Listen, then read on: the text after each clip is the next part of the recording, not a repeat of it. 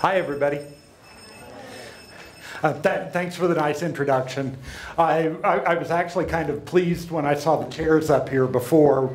The last time I did a panel discussion where they had chairs up, it was in Germany, and they told us in advance that they wanted to make it feel very homey.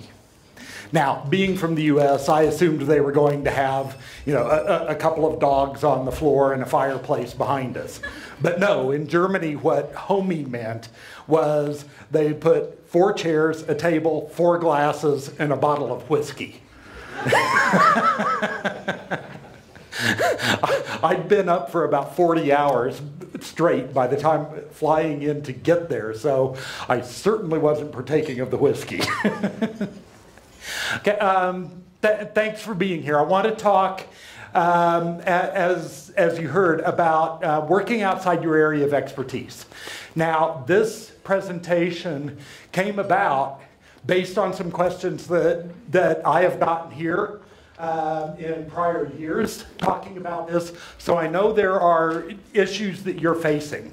We have spent some time, some of my colleagues in the CAS and I, working on, what can we recommend? What are some good approaches to look at on this? And I want to go over that. Now, a lot of the material, first of all, the CAS did a webinar several months ago at this point. It might have been August or September, around there, and talked about some of these issues. How many people in the room were there for that? Some at least. So I'm actually using the same slides. I'm going to do it in a little different format. We're going to cover the material first, talking about initial questions, kind of where do we want to start on approaching a problem like this. Then we'll break it down after that. Are we talking about existing coverages that there is already literature out there for, or is it something brand new? And then after that, I really want to get some discussion going. I want to hear of some real life examples from all of you, and what have. Feel free to make it as confidential as you need, change what you need to make it confidential so you're not disclosing anything. But I'd like to talk about some examples on it, okay? You're stuck here anyway, so we'll take it as an okay. Okay, first of all, so management comes to you with a request. They, say, you may be a life actuary, and they come to you and say, we need you to price this commercial auto, motor business right away. And, that wasn't something that you've been trained in. So it is an issue. So, to start with, kind of a checklist. First of all, is there somebody else in the company who can do this? Now, a lot of times the answer to that is going to be no. Secondly, is there a consultant that you've got a relationship with? Somebody else who could either do the work or steer you in the right direction and then possibly provide a peer review. That would be helpful too. But we're going to assume that the answer to both those questions are no, and that you're really kind of on your own on this. So the next question to ask, are your company and the public better off with you doing the work or without? Now, I mentioned the public because, and we talked about this last year as well, that in, all of our, the guidance that we've got, we are charged with looking out for the public good. So this falls in this category. It is the public good. So typically, the answer to this is going to be yes. It's going to be everybody's interests are better served if you are involved, even if you're not qualified.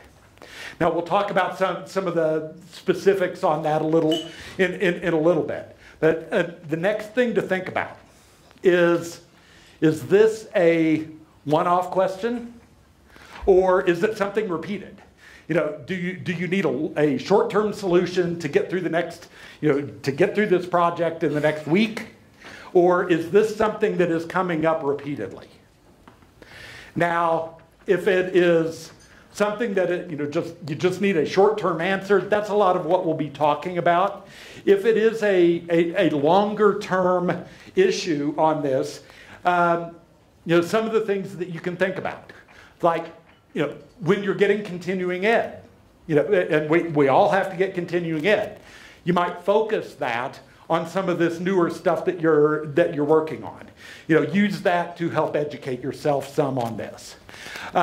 Second, if there's any way, even down the road a little bit, if you have a relationship with a consultant, you can fire a few questions at them. Try and help yourself that way. Again, it would be wonderful to get a peer review from somebody else, but may not always be possible. If it is truly something that is coming up all the time, and back to my example, if your company just picked up this big auto book and you are the one responsible for doing it, I hate to say it, but we may have to talk about the E word. More exams. It's always a possibility. But for the longer term, you've got a different solution on this. Okay, so let's talk about what do you do on the first one that comes up? First thing we want to do is our homework. We got to do research. We're gonna have to go through and find out what is this thing that we're looking at. And I'm approaching this from the standpoint you've never done this before, so you don't really have any background on it. So are there people you can talk to, even a friend? Making sure that neither of you is divulging confidential information or anything like that. Is there someone that you can talk to? Another actuary. We've got a few other ideas on this as well. But somebody who can at least steer you. Now, even without that, one fantastic resource that you can use is on the American Academy of Actuaries website. There are a collection of, they're called actuarial standards of practice. Now these are, they are documents that are basically, cookbooks or recipe books for how to do certain things. It's not limited who can get to this. So any of you could go to the website on the slide and go through those. And if you're looking for something on life insurance, there's a bunch of them on that. If you're looking for something on pensions or interest rates or health insurance, general insurance, cat modeling, data quality, there are documents on all of this stuff. And it tells you, okay, these are the kinds of things you should be considering. So these documents can be very, very helpful to you. Now, unless you are a CAS member, like a few of us in the room are, or an SOA member, or are doing business that is based in the US, you're not held to the, these are not mandatory, but they can be very helpful. So I definitely recommend, as part of your research on this, go check them out. Find one that says, okay, I need to be doing, need to be looking at these 7 things. And that gives you some basis on which to look at it. There are also plenty more papers out there. When you're doing this, Google is your friend. Find some other papers, particularly if it is, back to my example, if you're looking at commercial auto, if it is an existing coverage, then lots of people have probably written papers about it, and you can find these just searching for them. So there's a lot of information out there that you can really get your hands on, and it's important to understand at least the basics of, okay, what am I trying to do here? Continuing on the topic of the research a little bit, one good way to I'm sorry. One good way to think about this is if you're looking at like pricing business or doing anything on it, think about the cash flows. How do we get the premium in? How does the premium get earned? How, what's going to be the flow of that? How, what about the losses? How long are they going to take to pay out? Do they pay out a little at a time, or do they pay out all in one lump sum at the end? Think about the cash flows. So, the money going in, the money going out, frequency and severity of the losses, the timing of all of it, interest rates. If you lay it out kind of like that, you're covering the basics on this. And then, with some of the other stuff, like the ASOP stuff, you maybe need to think about inflation. Okay, how do I inflate the losses? So, if you break it down like that, it can often be fairly helpful. Now, one other thing to remember is, as you're looking at all of this, that since you haven't done this before, you're doing your best, but you're still a rookie at this. So, the range, or the reasonable range around your answer is going to be pretty big. As you've done some of this for a while, you get more familiar with it and everything, that range will tighten up. But to start with, there's going to be a pretty decent size range.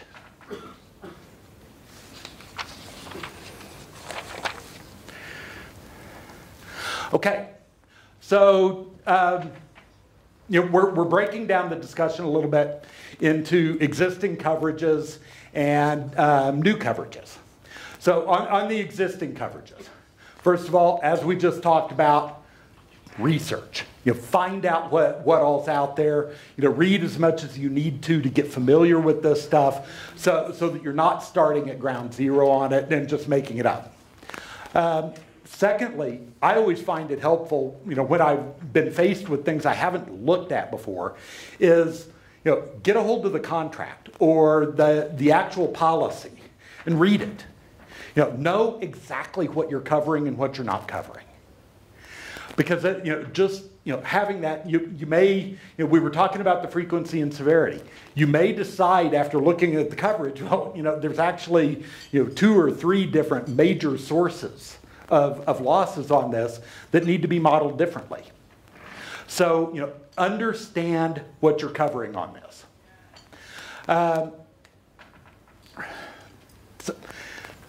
It's also important to know, what exactly are you trying to measure and estimate.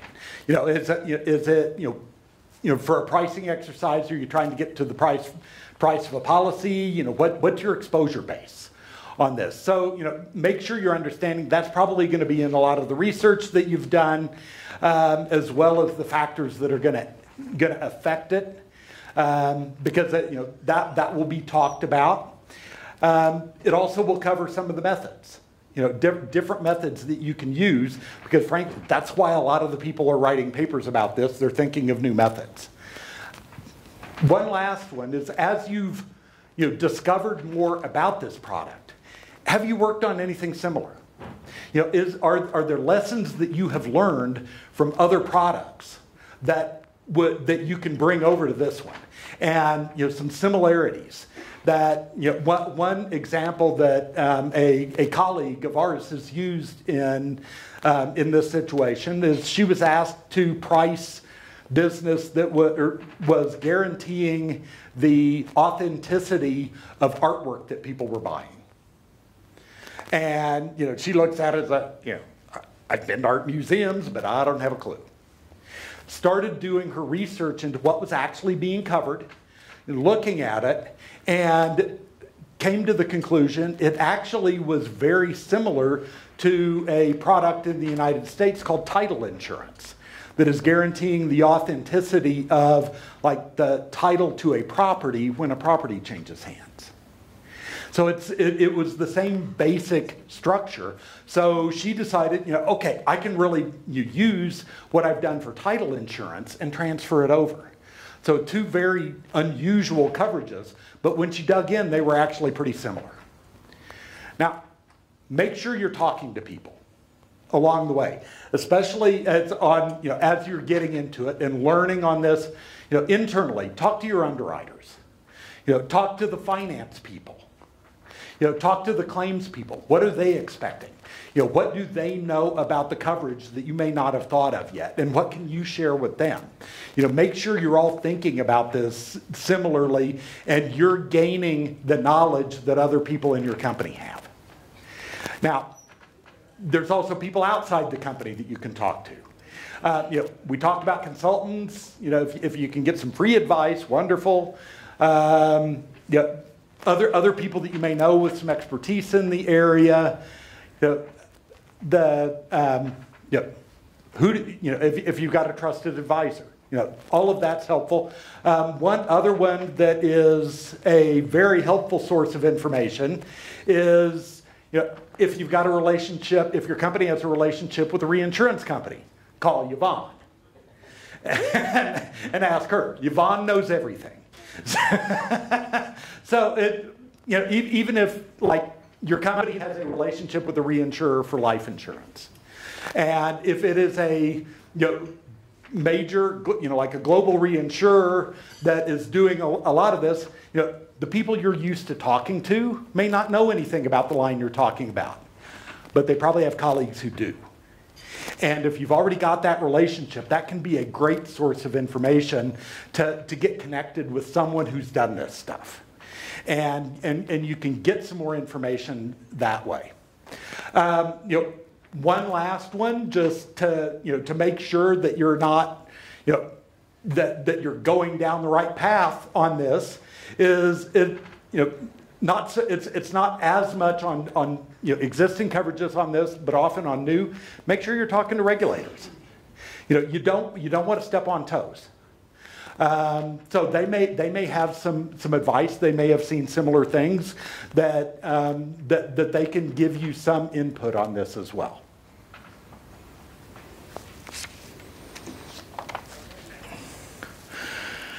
Okay, so if it's an existing coverage, somewhere out there may be data. You may have data. It may have come into you with whatever you're looking at. You may have be able to get some from someplace else. It may not be an insurance source, but there's liable to be data out there. It's critical that you understand it. You have to know what's in the data, what's not in the data, and it's really important to understand, is this data actually representative of what I'm trying to do, or is it just the best of a bunch of bad choices? Now, even if it's just the best of a bunch of bad choices, that doesn't mean you have to throw it away. It just means you have to be realistic with yourself as to what value you could get. And you might be able to make some changes to it. For instance, if it came from a different country, but it's otherwise similar. Okay, what are the differences in the other country as far as like judicial and things like that? It may change the severity of the losses, but maybe it doesn't change the frequency, and so you can make some modifications and still use that data. So you can, if you understand what you've got from the data, and what's in, what's out, all of that, you can make use of it even if it's not perfect.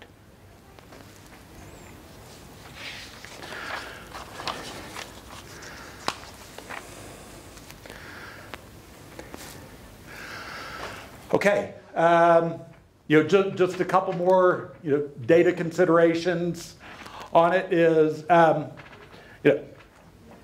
we talked about understanding the data. It's also important to understand, the forces that can affect the product. Is there a catastrophe exposure?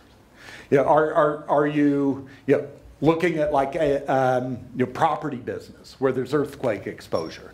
Or it may be on the coast and you've got some hurricane or typhoon exposure.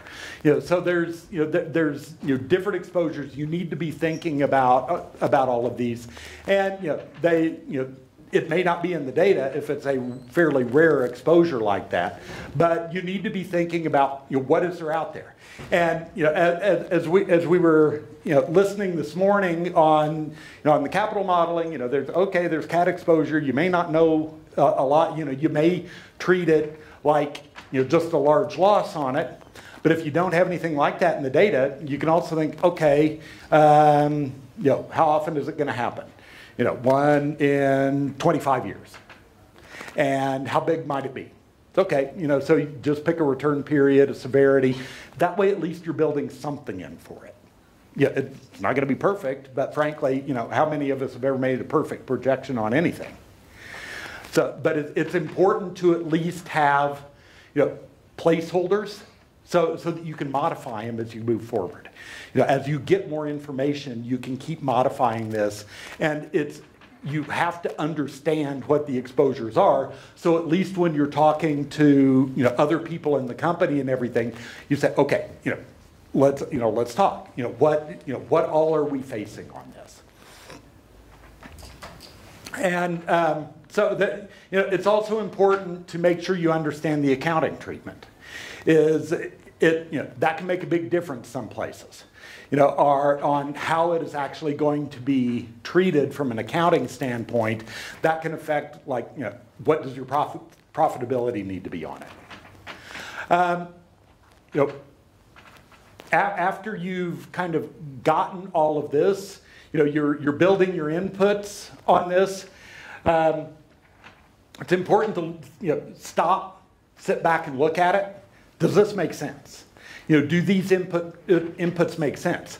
Now, a lot of times you're just going to be taking a stab at some of them.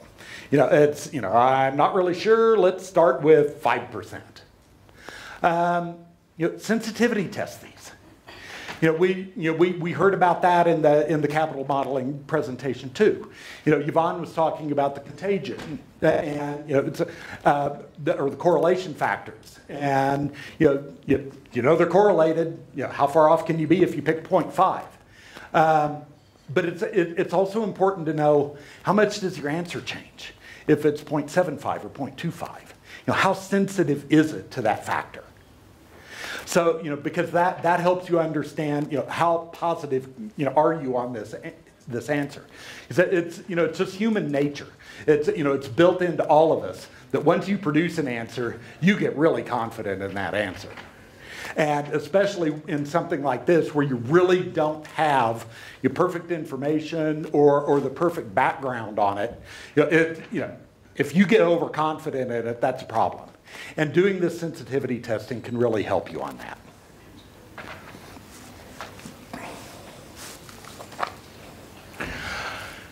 Okay, once you've got answers, again, go back and look. Does it make sense? If you're seeing something that says the average policy at this exposure needs to be 100,000. Pick your favorite unit. And historically the data, you're looking at the data historically, and it looked like they were charging 200.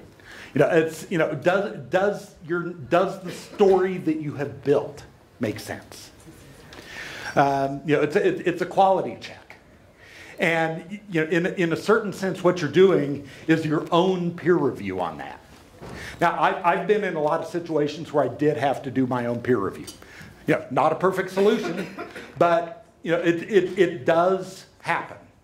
One of the things I always try to do if I'm peer reviewing my own work, and this sounds kind of strange, but I always make sure if I'm peer reviewing it, I do it like the next day at a different time of day, and make sure like my mood has changed.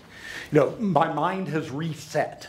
And it's, I'm looking at things just a little bit differently, and then sit down and do it.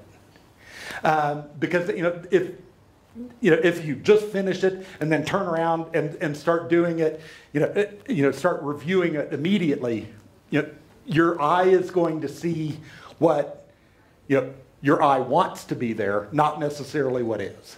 It's a lot harder to pick up on, just that, you fat-fingered a number or something. If you take that little bit of time, work on something else, come back to it, it tends to be a lot more effective, has been my experience on that. Okay, it's also important, make sure you document everything on this. The documentation is your friend. You want to document what you learned, what you did, what you didn't do, what you discovered you really needed to know but didn't. And also document in there that, okay, based on the formal standards on this, I'm not qualified to offer an actuarial opinion on this, but as a business opinion, here's what I'm doing. So, document.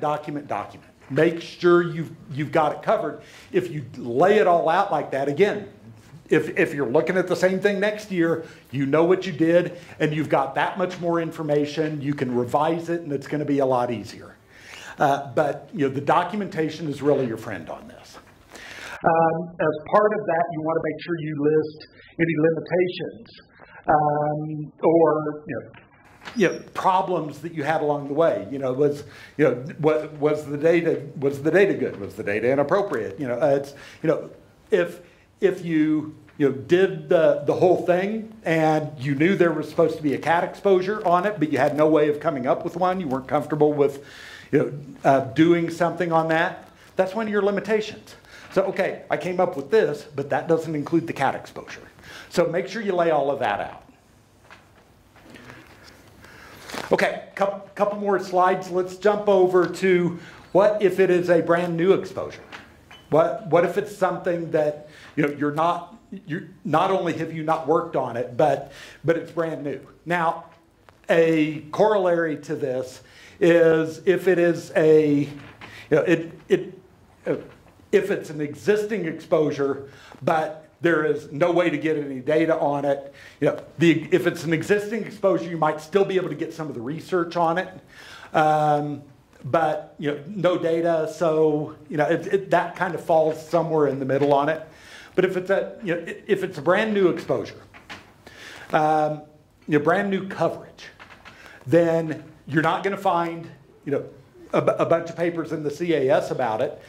Depending on what category it is, those ASOPs can still help because they can still that cookbook can still lay out the steps for you to think about.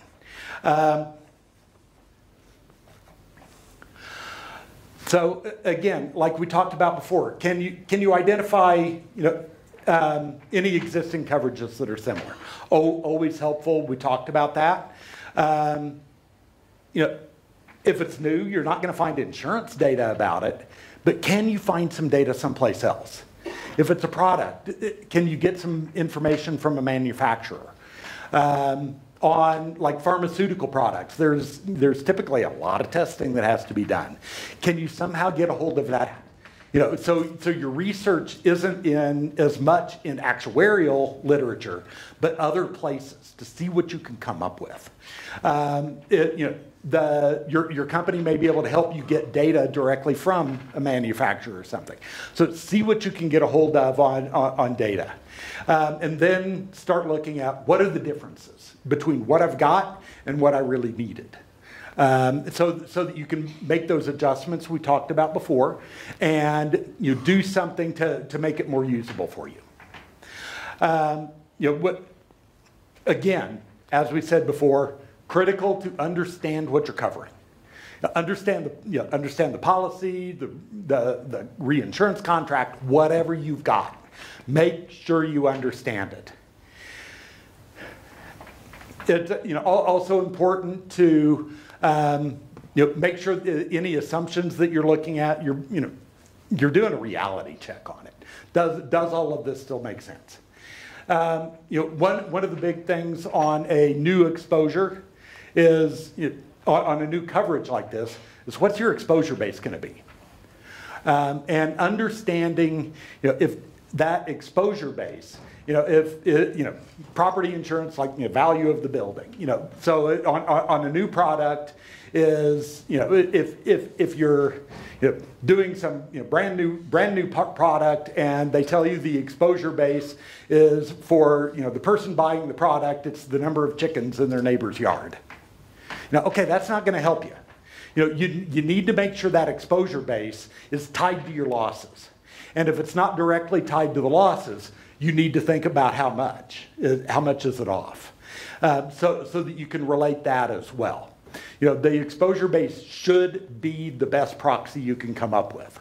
But you need to kind of walk through that yourself.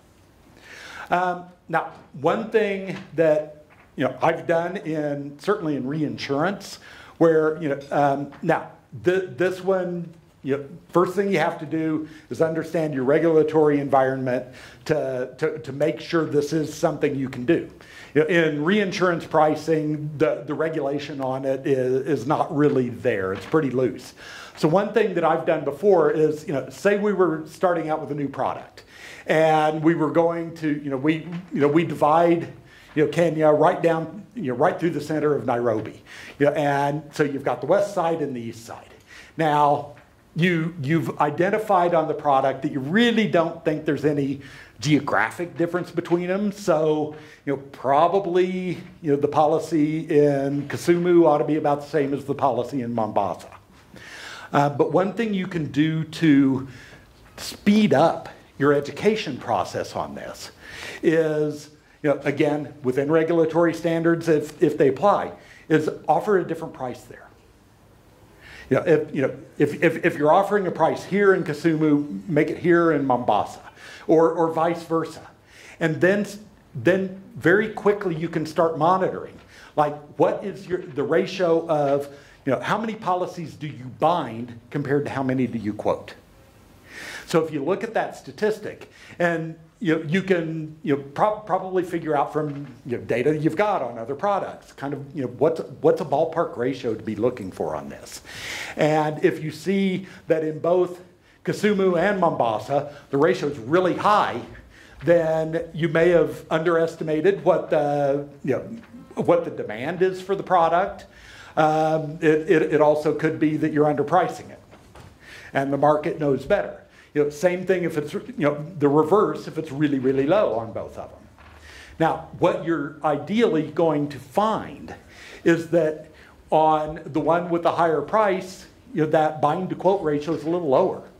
And because then you can start defining, as you're looking at it, you can start defining utility curve and figure out where your pricing is. And by doing it with two different samples at once in the same economic environment, pretty much, you're going to be able to narrow in on it a lot quicker than if you just say, okay, let's start with this price and see what happens. Then, okay, let's adjust it to this, because it lets you do two at once. If you've got big enough samples, you could try three at once.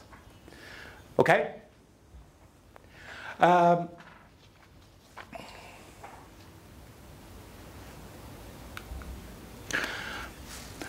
Okay, last on the new coverages,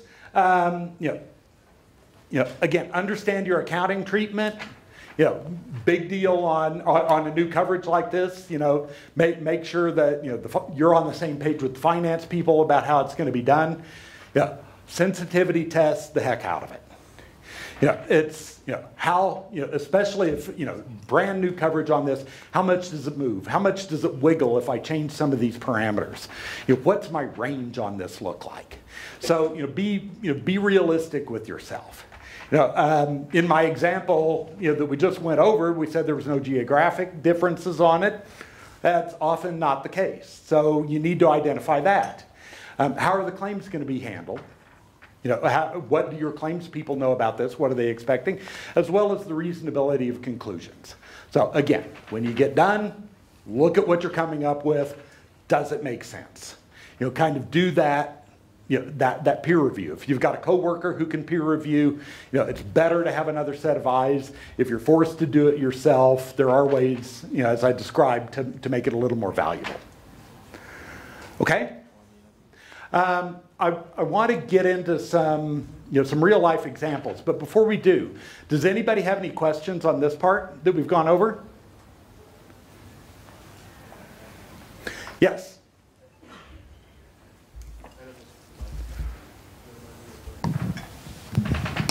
Thank you, Brian.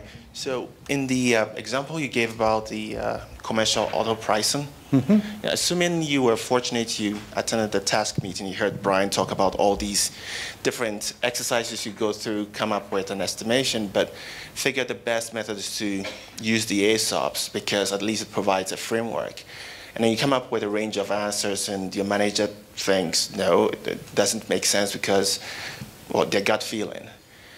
Do you just give up and start from scratch, or do you try to educate your manager on the ASOPs? Yeah, first thing I would do is, have the conversation about, okay, why are you thinking that? Because especially on stuff like this, the best answers you're going to come up with are not going to be purely numbers based. You have to have the story. And if the underwriter or the manager, if they've got a different story than you do, it's important to understand what they think, why they think it's going to be different on that, and is there part of the story that you need to work into what you built that you can get from them. If there is, then now you're building in more of their assumptions. It may pull the answers closer together. It may not. But you can, then you need to have the conversations. It's important to make your opinions known. Again, we've documented it. You don't want to just roll over. You didn't take all of those exams to do that. Your opinions are valuable. And you may not be the final decision maker, but you say, okay, here's what I think. Here's my range around it. I think it could be could be as high as this, could be as low as this. If there's overlap there, if what your manager is thinking fits in the range, that's a good sign. It depends on how big the range is, but that can be very valuable. But first I would try and talk it through. Make sure you're looking at it the same way.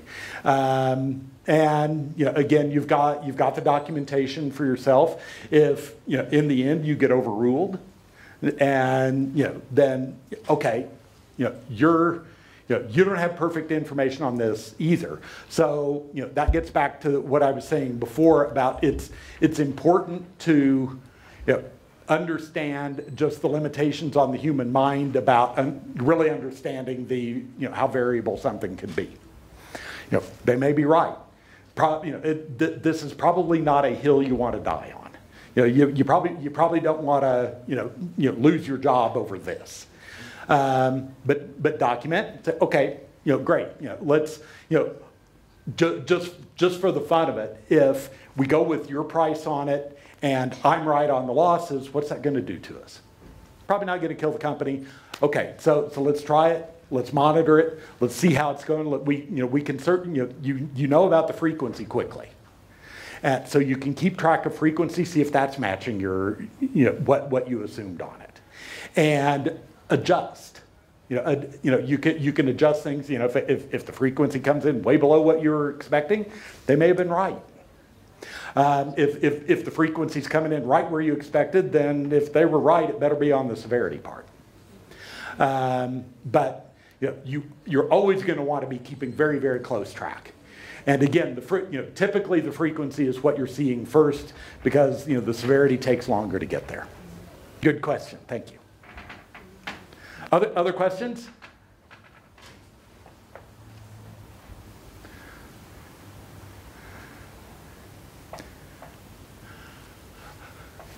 Okay. One thing I'd like to do, if somebody wants to keep me, not leave me hanging up here. Again, I started off by saying this whole presentation came about because of questions that people in this room have had in prior years. Can somebody give me an example of a situation that you've had, or that some unnamed person had, or something like that? Let's get a case study out there that we can talk about. Anybody?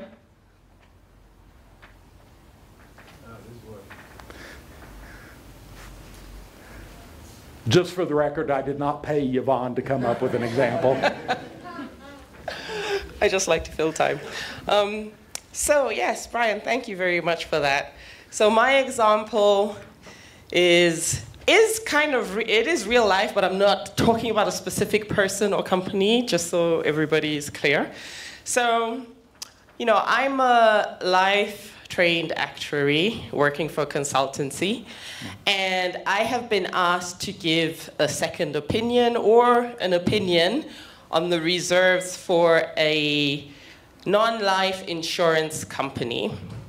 Now, I know what triangles are. I have seen the chain ladder been done a few times, attended a few seminars. I think I can just handle that. Is that something I should be doing, taking on that request? Are there ways I could handle it if I have to take it?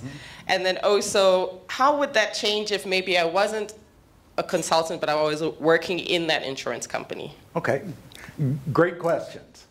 Okay, first of all, as a consultant, you know, as a consultant, you know, just like as a working actuary, you know, your reputation depends on what you're doing, and if you are, you know, truly not comfortable doing the work on it, first thing I would do, again, start researching. Put some time in on it. Find out what you can about, see what's in some of the papers, more than what you've got already, and decide, are you comfortable taking the gig?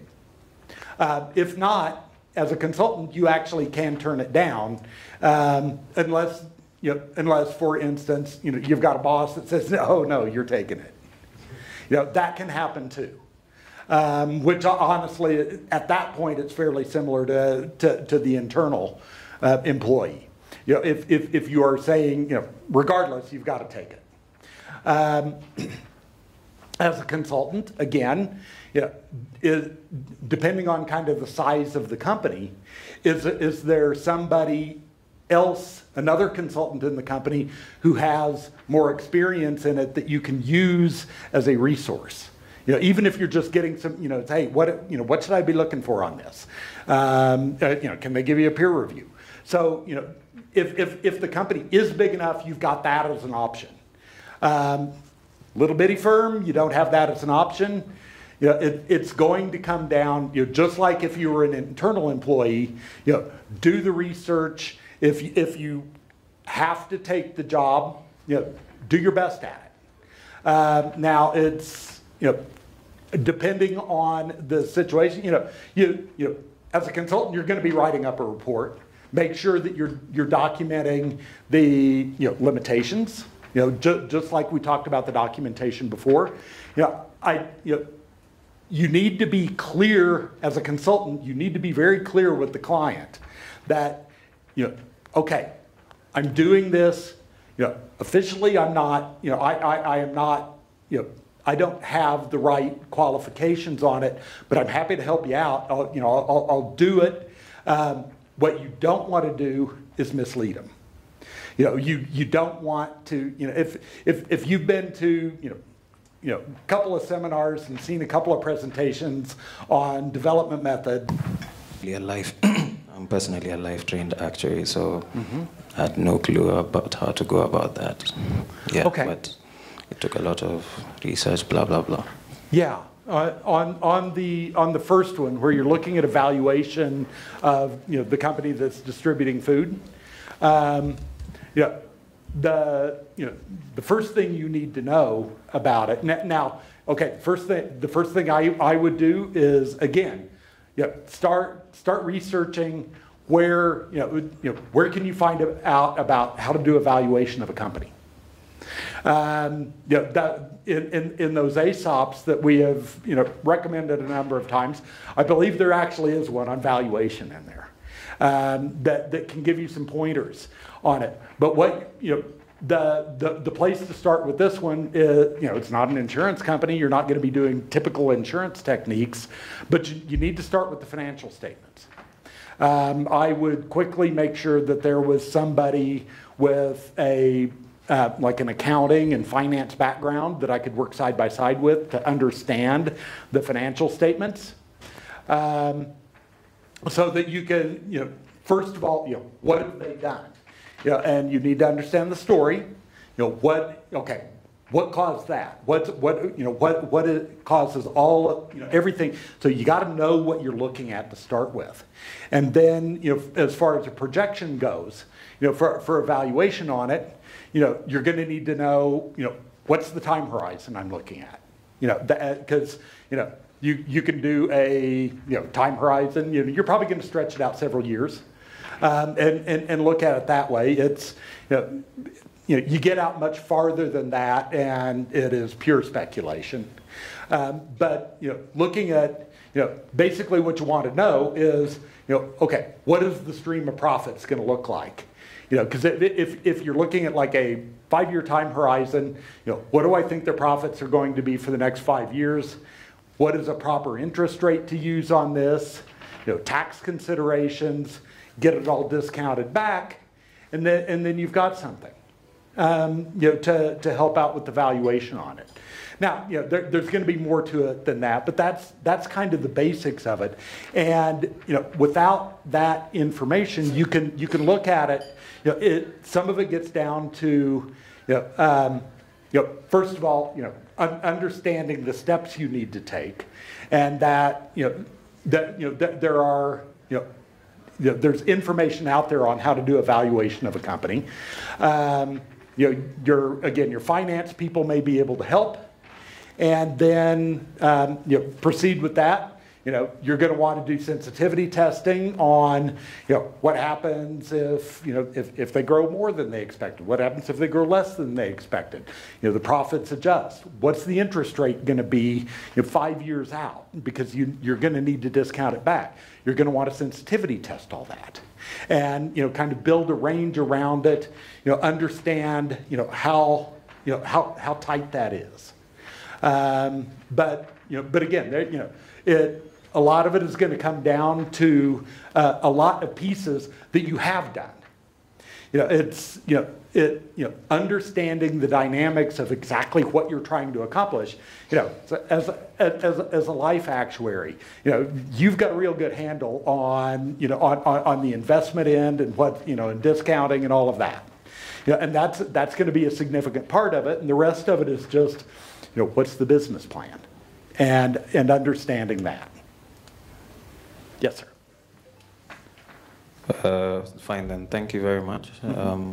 Just to comment here, we just kept it very first principles and simple. But now an additional question. What do you do when it comes to, you're doing a project that is not in your area of expertise, and then there are certain commercial considerations that you need to take into place, i.e. the person or the management or the person who's paying you, they literally want a certain objective, like a certain end result, but you can't confidently give that end result. Yeah, fantastic question. Now, as actuaries, we are not in the business of selling a specific answer. If everything that you've done on this tells you that the answer they have come up with, just doesn't make sense, you need to make that known. Even in a situation where, by voicing your opinion and depending on your confidence level on it, sticking to it, if it's going to cost you your job. I've been in a situation where I was being told by my employer to do stuff, and my evaluation of that situation is those initials behind my name are are worth a lot more to me than this job is. And I just had to say no. If you truly don't believe that that number, that it's I really need the valuation to say 10 million, and you're coming out with it. With everything I've got, even with sensitivity testing, the top end of my range is only 7. It's gonna be really hard to get there, and you may in the end have to go back to, I just don't see it. Let me walk you through all of my assumptions. You tell me where I'm off. But I don't see it, and I can't support the 10 million that you're looking for. I'm sorry, but that's a great question. I suspect we've used our 5 minutes. Yeah, maybe another 5 minutes. Well, thank you for not just cutting the mic off.